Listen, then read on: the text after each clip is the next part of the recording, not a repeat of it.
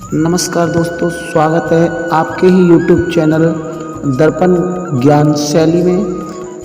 तो आपको ये बताएंगे कि वेद व्यास जी का जन्म कैसे हुआ। राजा उपचरित एक महान प्रतापी राजा था। वह बड़ा धर्मात्मा और बड़ा सत्यव्रती था।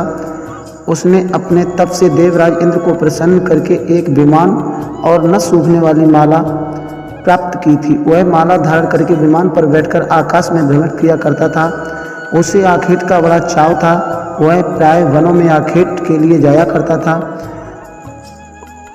उपरचर की रानी का नाम गिरिका था। गिरिका बड़ी ही सुंदर और पवित्र हृदय थी। वह अपने पति को प्रेम तो करती थी, ईश्वर के प्रति भी बड़ी आस्थालु थी। निरंतर भजन और चिंतन में लगी रहती थी।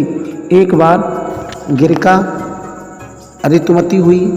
3 दिनों के पश्चात जब वह शुद्ध हुई तो राजा आखेट के लिए चला गया, तो किंतु उसका ध्यान रानी के साथ रमण करने की ओर ही लगा रहा। दोपहर का समय था।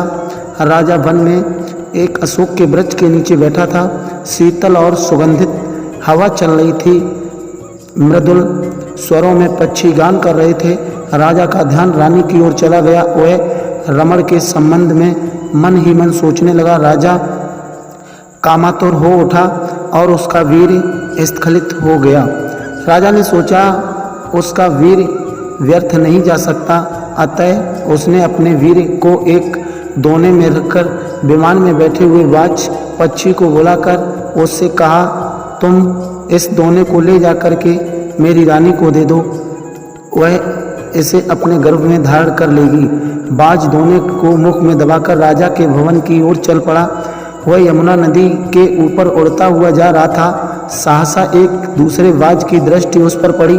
उसने सोचा यह अपने मुख में खाने की कोई वस्तु दबाए हुए है, अतः उसने उस बाज पर आक्रमण कर दिया। दोनों बाजों में घमासान युद्ध होने लगा। परिणाम यह हुआ कि पहले बाज के मुख से दोना छूटकर यमुना के जल में गिर गया। दोने में रखा वीर पानी में गिर गया। एक मछली की वीर पर दृष्टि पड़ी। उसने सोचा यह खाने की वस्तु है, अतः वह उसको पानी के साथ निगल गई। फलतः मछली गर्भवती हो गई। दासराज नामक मल्लाह जो वह मछलियों शिकार में मिली, जब वह मछली के पेट को बीचों बीच से फाड़ा तो उसमें एक बालक और एक बालिका निकली। दासराज के दोनों को उपरिचर को भेंट कर दिया। उपरिचर ने बालक को तो अपने पास रख लिया, पर बालिका को दासराज को लौटा दिया। दासराज उस बालिका को अपने घर ले आए, उसका पालन पोषण करने लगा। दासराज ने बालिका का नाम सत्यवती रखा। वह मछली के पेट से उत्पन्न थी, इसलिए उसके शरीर से मछली सी गंध निकला करती थी, अतः लोग उसे मत्स्यगंधा भी कहते थे। मत्स्यगंधा धीरे धीरे बड़ी हुई।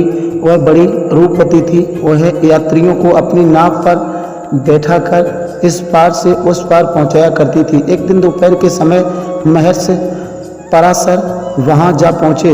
वे मत्स्यगंधा को देखकर उस पर मुग्ध हो गए। उन्होंने उससे कहा, सुंदरी, तुम्हें अपूर्व सुख मिलेगा, मैं तुम्हारे साथ रमण करना चाहता हूँ। मत्स्यगंधा ने उत्तर दिया, महेश, आप यह कैसी बात कर रहे हैं? दोपहर का समय है, आसपास लोग बैठे हुए हैं, मैं आपके साथ रमण कैसे कर सकती हूँ? पराशर जी ने योग शक्तियों के